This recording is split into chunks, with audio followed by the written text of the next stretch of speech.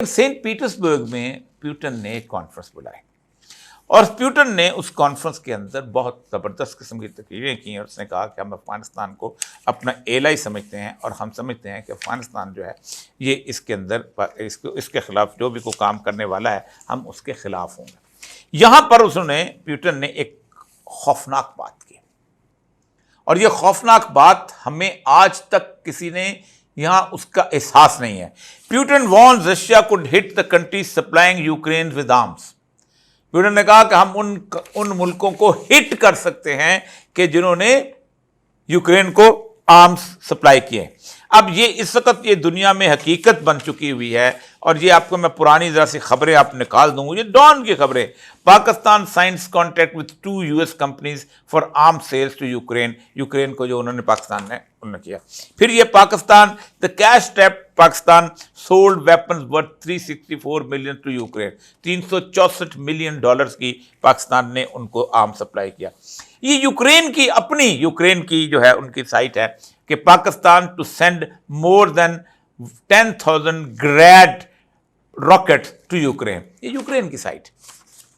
अब तो खैर के अब तो आ गया पाकिस्तान के उस से कि बरतानिया से असला आता था, यहाँ नूर खान एयरपोर्ट पे बैठता था, सीधा जाके वो साइप्रस में उनके अड्डे पे जाता था, वहाँ से रोमानिया के ज़रिए।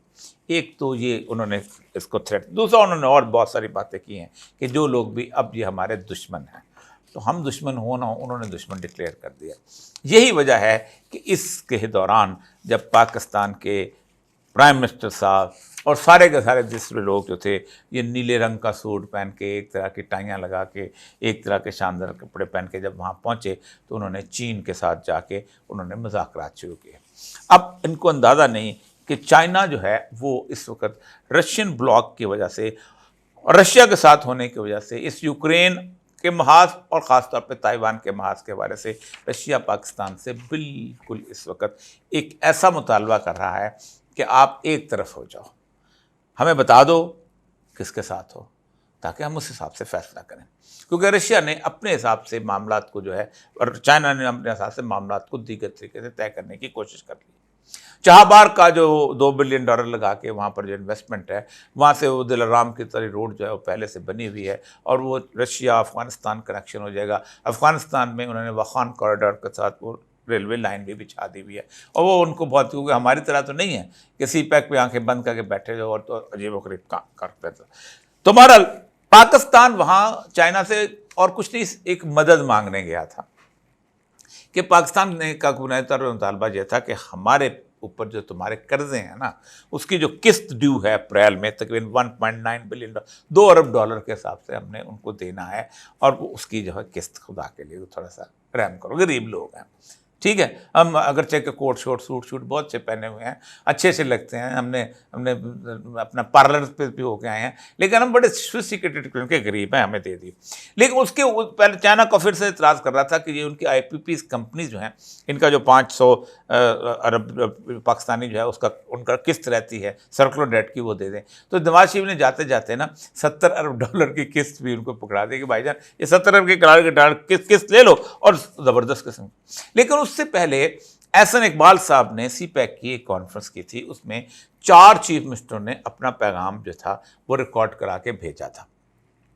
लेकिन चूंकि मरीम नवाज साहबा जो हैं वो तो मरीम नवाज हैं, उन्होंने ये गवारा तक नहीं किया कि उस कॉन्फ्रेंस में अपना बाकायदा रिकॉर्ड करके भेजें और वो पंजाब के साथ पहले से बहुत नाराज़ हैं कि उन्होंने सीपैक को ख़राब करने में, वो कहते हैं कि शरीफ ख़ानदान और सीपैक ने उसको अपने मफादात की खातिर ख़राब किया। बस इस वक्त जो चीन का सबसे बड़ा कर्जा है वो ऑरेंज लाइन वाला कर्जा है और हमने अपने इलेक्शन जीतने के लिए उस सीपैक के अंदर उसको शामिल कर दिया। फिर सीपैक का जो ओरिजिनल रूट था वो आता था डेरा इस्माइल खान से, होता हुआ वहाँ से यूब से फिर आगे बलूचिस्तान से निकलता था और ग्रेवल लैंड थी, ज़बरदस्त किस्म की, वो जाना था उसको। इन्होंने कहा नहीं, हमारा चूँकि दामाद वहाँ रहता है और हमारी कॉन्स्टिट्यूंसी है, इन्होंने एबटाबाद से ला के उसको पंजाब के आके रोक लिया और फिर ताकि पंजाब से मुल्तान तक तो सड़क बनी, ये बनी और मुल्तान में शक्कर जाके ख़त्म हो गई। उनको एक और सबसे अहम तरीन बात यह है, वो कहते हैं कि गवादर के बारे में पहले दिन से पाकिस्तान ने उसको इनकार किया है। गवादर जो है उसको से कि उनका एक प्रोजेक्ट था कि गवादर का पूरा सिटी जो है एक आइडियल सिटी बना दिया जाए, ताकि गवादर के रहने वाले शहरी जो हैं उनको पानी मिले, उनको बिजली मिले, उनको बाकी चीज़ें मिले। लेकिन उसको बिल्कुल इग्नोर किया गया, ऊपर संगार स्कीम मुश्किल में चक्कर में गया। इसमें सबसे अहम तरीन इत्याद है कि नेपरा ने वहाँ 300 मेगावाट की बिजली का चाइनीज़ लगाना चाहते थे ताकि उनके शहरियों को सुकून है। तो नेपरा ने उसकी कीमत भी तय कर दी थी, लेकिन अब जो हमारे तरह का ब्यूरोक्रेट है वो उसको कभी यूं लेके जाता है। अमेरिकन ब्यूरोक्रेट्स बैठे हुए हैं, अमेरिका इन्फ्लुएंस ब्यूरोक्रेट बैठे हुए, वो कभी यूं उनको वो 300 मेगावाट का बिजली, ताकि गवादर में पुरसुकून और इत्मीनान की सूरत हाल ना है। पाकिस्तान ने इस मसले में जॉइंट, ये मेरे सामने जॉइंट कम्युनिके पड़ा हुआ है, इसमें सिर्फ गुफ्तगू, हम ये करेंगे, हम वो करेंगे, हम आपके साथ दोस्ती का बड़ा अच्छा तल्लक है सारा। और इसका सबसे अहम नुक्ता है वो 28वां नुक्ता है कि पाकिस्तान जो है वो जो आलमी दुनिया से कहेगा कि ये जो तुमने मुख्तलिफ किस्म का रवैया, इसराइल तजारत करे तो जो मर्ज़ी करता रहे, चीन तजारत करे तो रुकता है, ये जो आपने रखा हुआ है इसके ऊपर हम कुछ काम करेंगे। इसके अलावा का हम बहुत अच्छे दोस्त हैं, हम MOUs, एक बहुत बड़ा फिक्र है कि MOUs sign, memorandum of understanding, कि हम बहुत अच्छी बात है, हम काम करना चाहते हैं, हम इसमें भी काम करना चाहते हैं। लेकिन उसके साथ जो अहम तरीन नुक्ता है, जो पहले भी था अब भी है, और जिसके ऊपर मैं बात ख़त्म करना चाहता हूँ, कि वो उन्होंने कहा है कि देखें सियासी अज़म इस्तेकाम जो है वो बुनियादी वजह है कि हम आपके पास नहीं आ रहे। और अदम इस्तेकाम ख़त्म करने की कुंजी है इमरान खान के पास।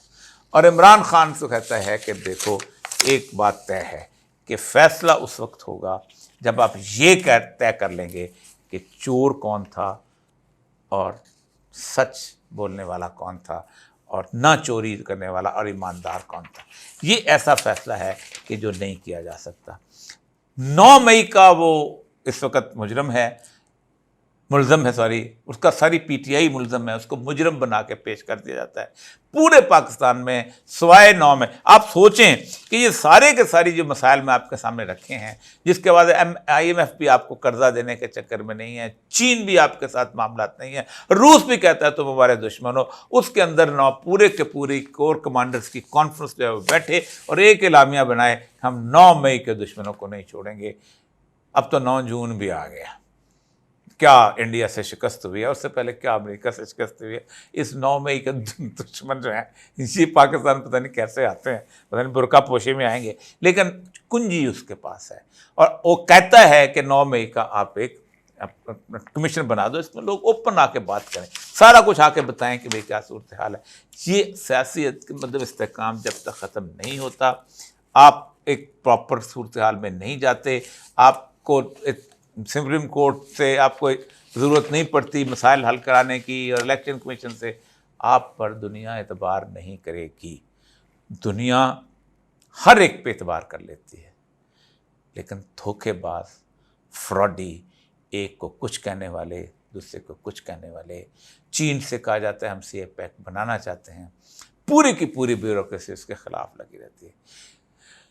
उसके शायद खकान अब्बासी के ज़माने में जब ML1 ख़त्म हुआ था प्रोजेक्ट, तो उन्होंने एक बात की थी इस मीटिंग के अंदर, उन्होंने कहा तुम अजीब व गरीब पाकिस्तानी हो, ये तुम्हारा कमरा है बड़ा खूबसूरत है, थोड़ी सी इस पर रिपेयर से मामला ठीक हो सकता है, तो तुम इस कमरे को ठीक क्यों नहीं करते, तुम इसको गिरा के नया क्यों बनाना चाहते हो।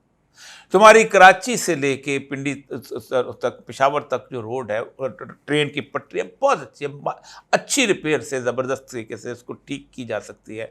और उसके साथ तुम उसको ख़ास तौर पे उसको जो है जहाँ तक लोधरांग से आगे जो इलाका खाने माल तक आइडियल है, डुअल ट्रैक वे है, सब कुछ है, रिपेयर करके ठीक कर लो, और एक नया रूट जो है उसको शुरू करो जो कि सुईपे के लिए भी ज़रूरी हो। चाइना उधर से डेरा इस्माइल खान से यूब से आगे जाके वहाँ ले आए, और इसको तुम इसको गिरा के दोबारा क्यों बनाना चाहते हो। चीन बेचारों को क्या समझ कि हम तो सिर्फ 2 वजह से काम करते हैं, एक ये कि बताएं कि हमने इस इलाके में ट्रेन बना दी है और आपके इलाके में, क्योंकि यहाँ वोट हमारा ज़्यादा है, और दूसरा हमें किक बैक और करप्शन कहाँ से मिलती है।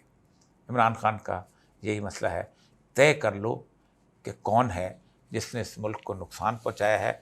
मेरा हिस्सा है तो मुझे बता दो, उनका हिस्सा है तो उन्हें बता दो, और आगे चलो।